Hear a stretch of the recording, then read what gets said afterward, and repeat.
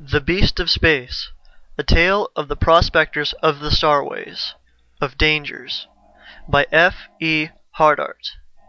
He staggered back from the lapping pool, the gas, the weight of the girl's body, the dog.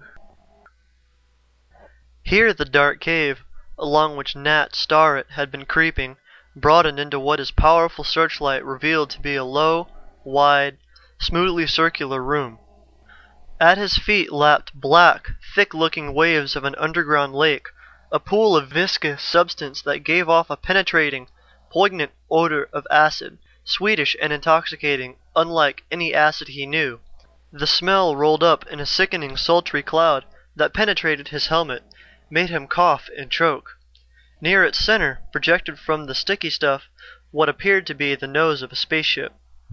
He looked down near his feet at the edge of the pool where thick, slowly moving tongues of the liquid appeared to reach up towards him, as if intent on pulling him into the depths. As each hungry wave fell back, it left a slimy, snake-like trail behind. Now came a wave of strange music, music such as he had never heard before. Faintly, it had begun some time back, so faintly he was barely aware of it. Now it swelled into a smooth, impelling wail, lulling him into drowsiness. He did not wonder why he could hear it through the soundproof space helmet he wore. He ceased to wonder about anything. There was only the strange sweetness of acid and the throbbing music. Abruptly, the spell was broken by something shrilling in his brain, sending little chills racing up and down his spine. Digger! A small, oddly canine-like creature with telepathic powers, a space dweller which men found when they first came to the asteroids. The relationship between space hounds and men was much the same between man and dog in the old Earthbound days. Appropriate name for the beast? Digger. With those large, incredibly hard claws designed for rooting in the metal makeup of the asteroids for vital elements, the space hound could easily have shredded the man's spacesuit and helmet, could, at any time, tear huge chunks out of men's fine ships. The half-conscious man jerked his thin form erect, his mouth, which had gaped loosely, closed with a snap into firm lines. "She isn't in this hellhole, Digger. You wouldn't expect her to be where we could find her easily." Scooping the small beast up under his good arm, he quickly climbed the steep, slimy slope of the cave. The other arm in his suit hung empty. That empty arm in the spacesuit told the story of an Earthman become voluntary exile, choosing the desolation of space to the companionship of other humans who would deluge him with unwanted sympathy. The spacehound was friendly in its own fashion. Fortunately, such complex things as sympathy were apparently outside its abilities.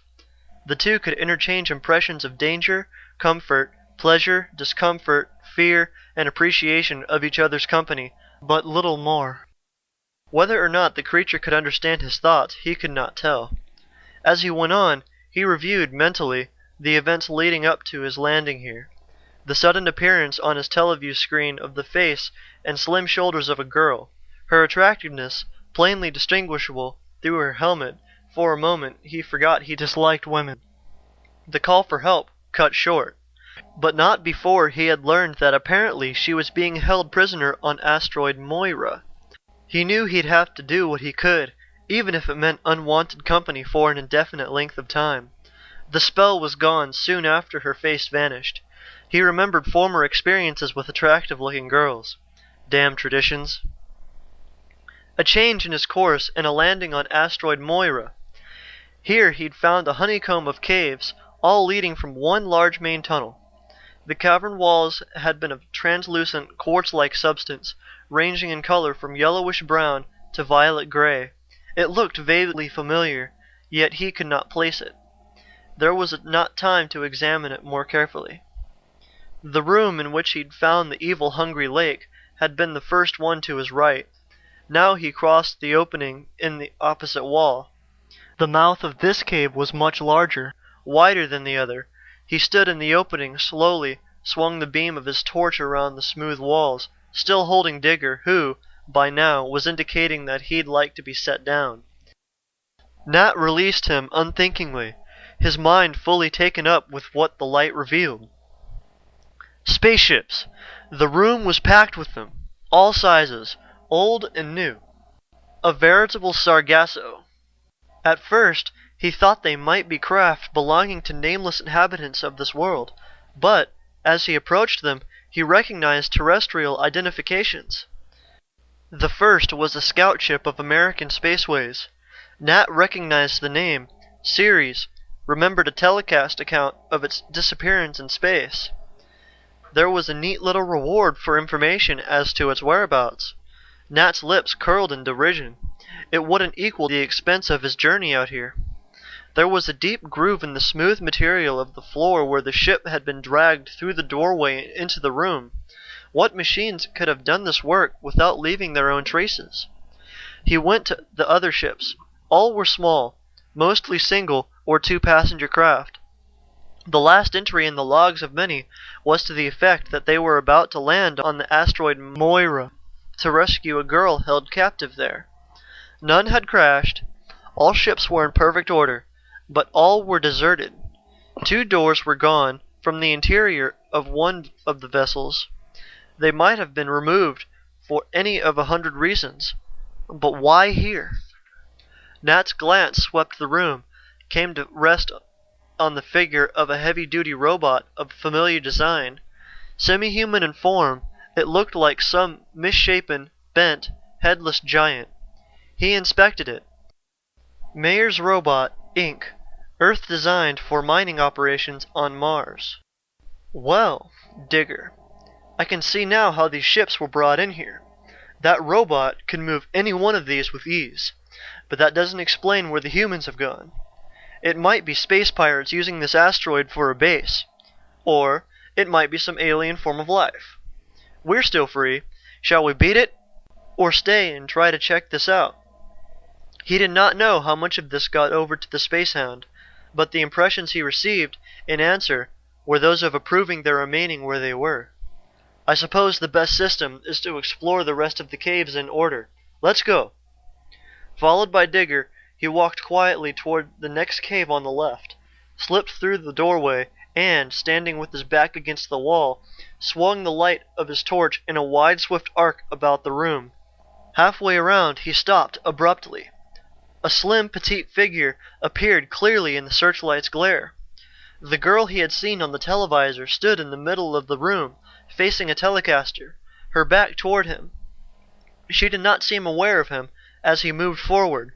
What could be wrong? Surely that light would arouse her. The figure did not turn as he approached.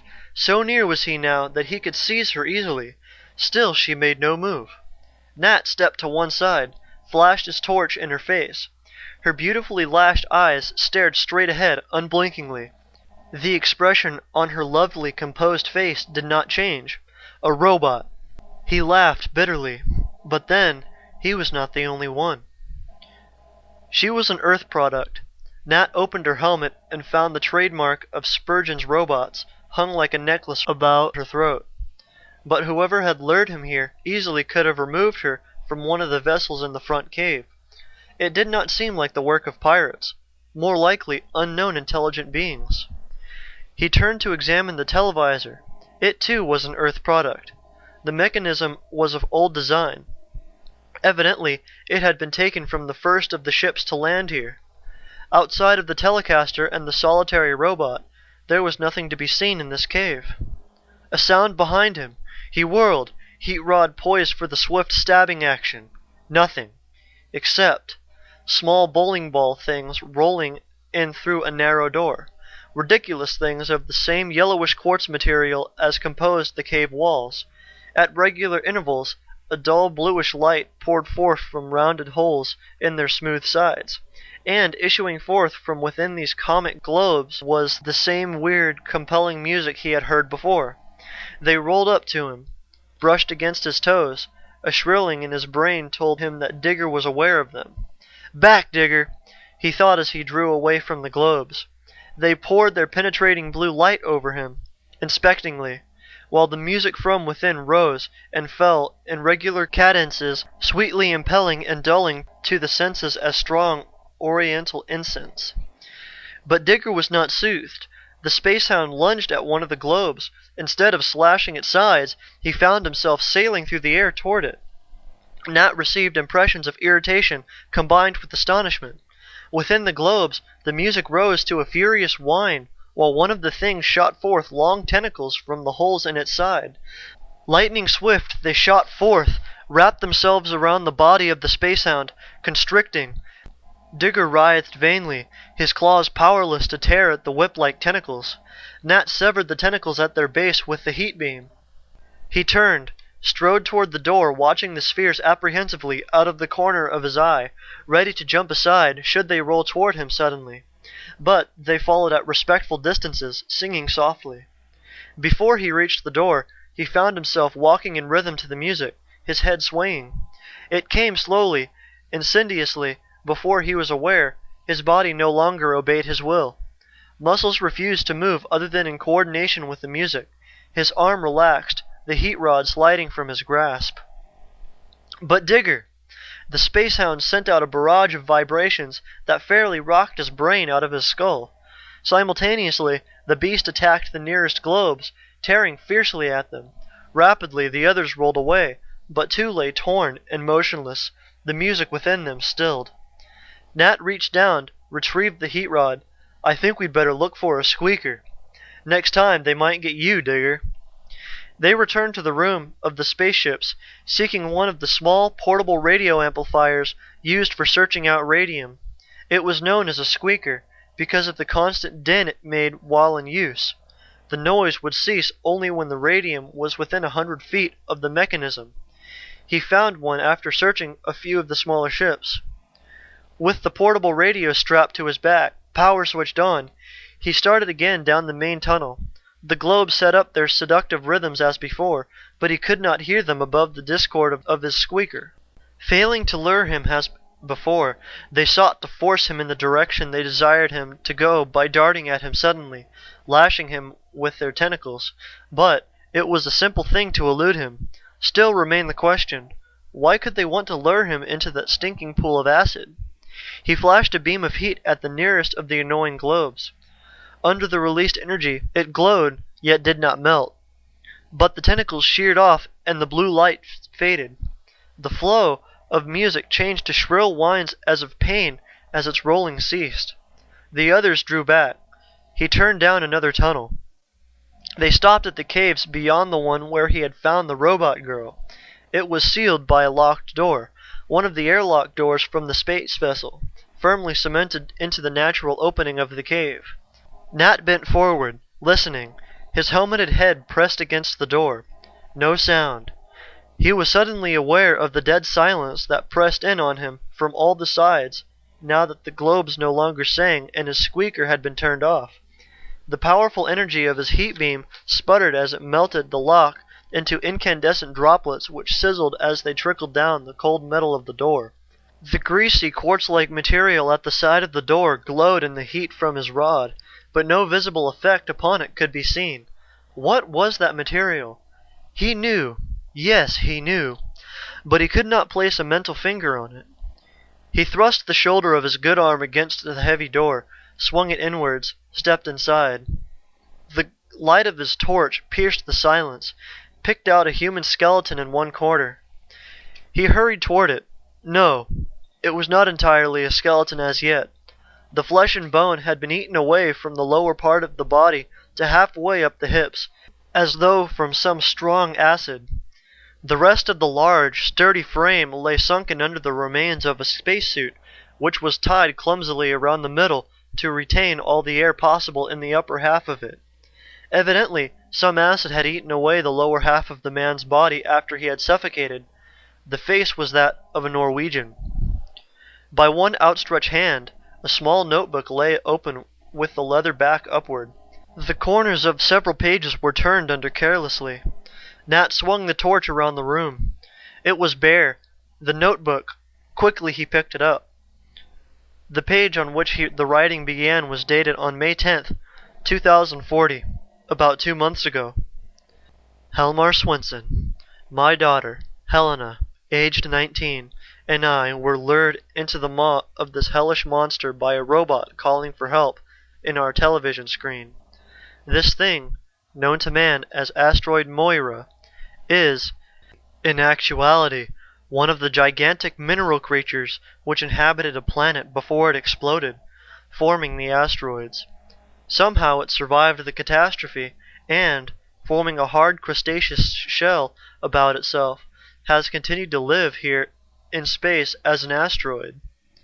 It is apparently highly intelligent and has acquired an appetite for human flesh. The singing spheres act as its sensory organs, separated from the body and given locomotion. It uses these to lure victims into its stomach in the first cave. I escaped its lure at first because of the squeaker I carried with me. We set up these 2 doors as a protection from these beasts while we stayed here to examine it. But the monster got me when I fell and the squeaker was broken. My daughter rescued me after the acid of the pool had begun eating away my flesh. My Helena is locked in the room opposite this one. She has food and water to last until July 8th. Oxygen seeps in there somehow. The beast wants to keep her alive until it can get her out of the room to devour her. Here the writing became more cramped and difficult to read. I have put the key in my mouth to prevent the spheres from opening the door should they force their way into this room. Someone must come to save my Helena. I can't breathe. The writing ended in a long scrawl angling off the page. The pencil lay some distance from the body. July 8th. But that had been almost a week ago. He unscrewed the man's helmet, tried to pry the jaws open. They would not move. The airless void surrounding the tiny planetoid had frozen the body. Until now, it was as solid as the quartz cave walls. There was but one thing to do.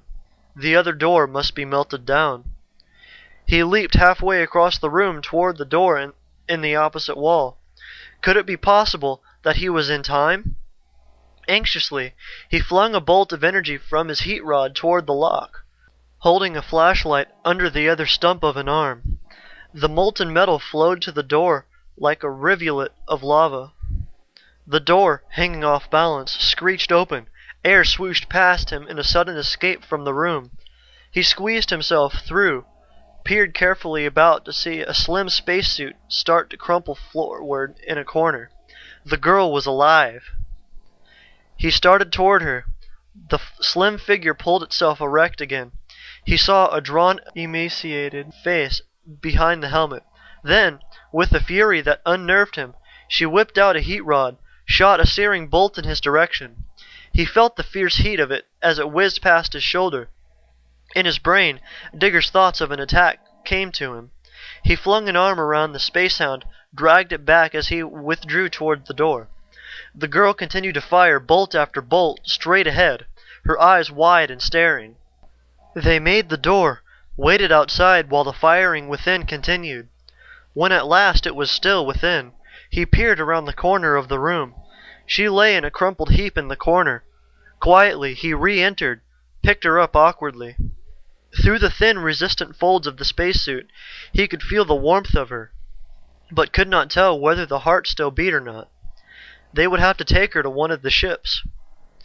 Her limp form was held tightly under his good arm as Nat hurried down the main tunnel. Digger apparently realized that the seriousness of the situation, for he received impressions of "must hurry" from the beast and another creature, looking much like him, surrounded by small creatures of the same type, trapped in a crevice. "Aren't you a bit premature, old fellow?" he chided. Halfway there, the globes met them again. The things were not singing. From their many eyes poured a fierce, angry blue light. They rolled with a determination that frightened him. Yet he strode on until they were barely a foot away. "Jump, Digger!" The spheres stopped short, reversed their directions toward the little group at a furious rate, flinging out long whip-like tentacles. One wrapped itself around Nat's ankle, drew him down. He shifted the limp form over to his shoulder, slipped out his heat rod. Quickly the tentacle was severed, but now others took their place. He continued firing at them, making each bolt tell, but their numbers were too great. Digger sprang into action, rending the globes with those claws that were capable of tearing the hulls of spaceships. But tentacles lashed around him from the rear, snaked about him so that he was helpless. The girl was slipping off Nat's shoulder. He could not raise the stump of an arm to balance her. It was stiff and useless. He stopped firing long enough to make the shift, even as the spheres attacked again. The bolts had put out the lights in fully half of the marauders, but the others came on unafraid. Nat straddled Digger's writhing body, held the spacehound motionless between his legs. At short range, he seared off the imprisoning tentacles, knowing that it would take far more than a heat bolt to damage the well-nigh impregnable creature. He swooped the dog up under his good arm and fled from the madly pursuing spheres, thanking nameless deities that the gravity here permitted such Herculean feats. The spheres rolled faster. He soon found that he could jump. So long as he was above them, all was well. But by the time the weak gravity permitted him to land, they were waiting for him. He tried zigzagging. Good, it worked. He eluded them up to the mouth of the cave, then jumped for the door of his ship's outer airlock. Nat placed the girl in his bunk, removed the cumbersome spacesuit. Her eyes blinked faintly, then sprang open, but they did not see him. They were staring straight ahead. Her mouth opened and shut weakly as though she were speaking, but no sound issued from it. He brought her water, but when he returned, she had fallen asleep. He returned to the kitchen to prepare some food. "You're still running around in that pillowcase," he remarked to Digger as he extracted the spacehound from it. "Attend me now. We know why and how these people disappeared.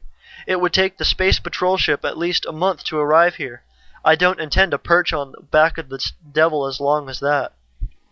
And if we leave, old thing, it'll just lure other chivalrous fools to very unpleasant ends.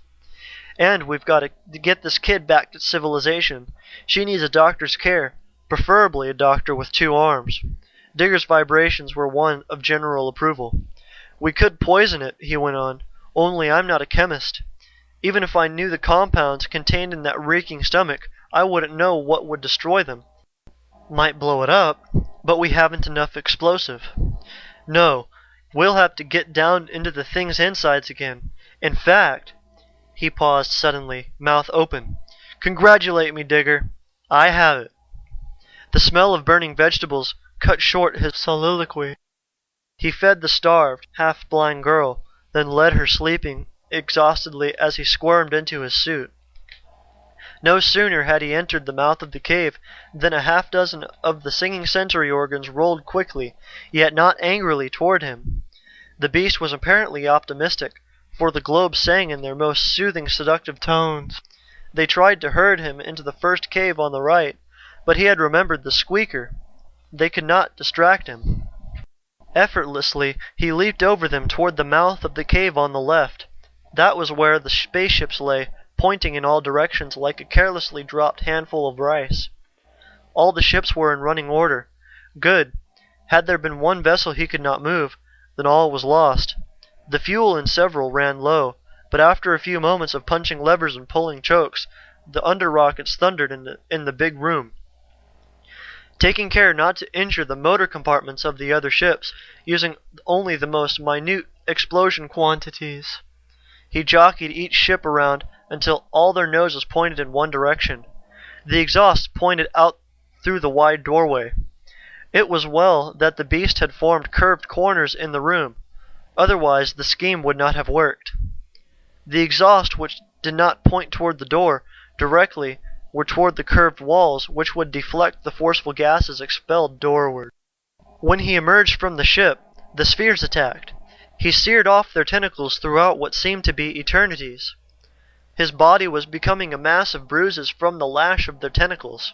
He burned his way through the swarm onto ship after ship. As he stepped from the last vessel, there was a rumbling beneath his feet. Did the monster understand his intent? Was it stirring in its shell? Most of the globes had disappeared. Now a nauseating sweet odor penetrated the screen in his headpiece, which permitted him to smell without allowing the oxygen to escape. He hurried around to the rear of the ship, an apprehensive sickening feeling in the pit of his stomach. A thick jelly-like wave of liquid was rolling over the floor, the reeking, deadly juices from the beast's stomach. If the liquid touched him, it would eat through the heavy fabric, exploding the air pressure from around his body. How was he to escape from the cave? The answer came to him suddenly. Quickly he darted back toward the nearest vessel. Two of the screaming spheres blocked his way. He sent bolt after searing bolt into them, more of a charge than he had given any of the others. The lights in the globes went out, their voices ceased, and they burst into the slowly mounting incandescence. Yet they were not consumed by their fire, only glowed an intense white light like that of a lighthouse. Lighthouse! The word flashed through his mind clearly, strongly. They glowed like the zirconia lights of a lighthouse. Why hadn't he recognized the greasy, quartz-like material before? It was zirconia, a compound of zirconium, of course. A silicate-based creature could easily have formed a shell of it about itself. Zirconia, one of the compounds he had intended prospecting for on the moons of Saturn, worth over $100 per pound. Because of its resistance to heat, it was used to line the tubes of rockets. Terra's supply had long been used up. Here was a fortune all around him, but that fortune was about to be destroyed, he along with it, if he did not hurry. If he could only reach the timing mechanism to yank from it the wires connecting it to the other ships. It was at the other end of the line. He started in that direction, but a surge of fatal, thick acid rolled before him, reaching for him with hungry, questing tongue. When it was almost touching his toes, he leaped. As he floated toward the floor, he placed a chair beneath him so that his feet landed on the seat. The legs of the chair sank slowly into the liquid. Again he leaped, his moment retarded by the fluid which now reached halfway up the chair legs, sucked and clung there. The sweetly evil-smelling stuff was rising rapidly, but the next leap carried him into the main cave. Abandoning the chair, he leaped once more, out through the cave's mouth, pursued by the waving tentacles of the sensory spheres. He had lost precious minutes eluding that deadly acid. It would take at least 5 minutes to get his ship away from the asteroid. He must hurry before all those rocket motors were thrown into action, or it would be too late. Leap and leap again. It seemed ages, but he reached the ship, bolted the door shut. Thumps against the door as pursuing globes ran up against it. A thought came to him. Swiftly he opened the door, permitted a few of them to enter, then slammed it shut. With the heat gun, he sheared off their tentacles. He could sell the zirconia in entities. Then he turned to the controls and the ship zoomed up and out. Nat had barely raised his ship from the asteroid Moira when he saw the small planetoid lurch suddenly, bounding off its orbit at almost a right angle. The sudden combined driving force of all the rockets within the cave had sent it hurtling away like a rocket itself. The asteroid housing the monster was heading into the Flora group of asteroids. There, the 57 odd solid bodies of that group would grind, crack, and rend that dangerous beast into harmless dead fragments. "A good job," said a weak but softly friendly voice behind him. He whirled. The girl stood in the doorway of the pilot room, supporting herself against the doorframe. Digger rubbed thoughtfully against her legs. "We'll just follow that asteroid, miss," he said, "and see if we can't pick up some odd fragment of zirconia when it's smashed against in the grindstone there. Then we'll light out for Terra." She smiled. Earth, to him, seemed like a very good place to go as soon as possible. End of The Beast of Space, a tale of the prospectors of the Starways.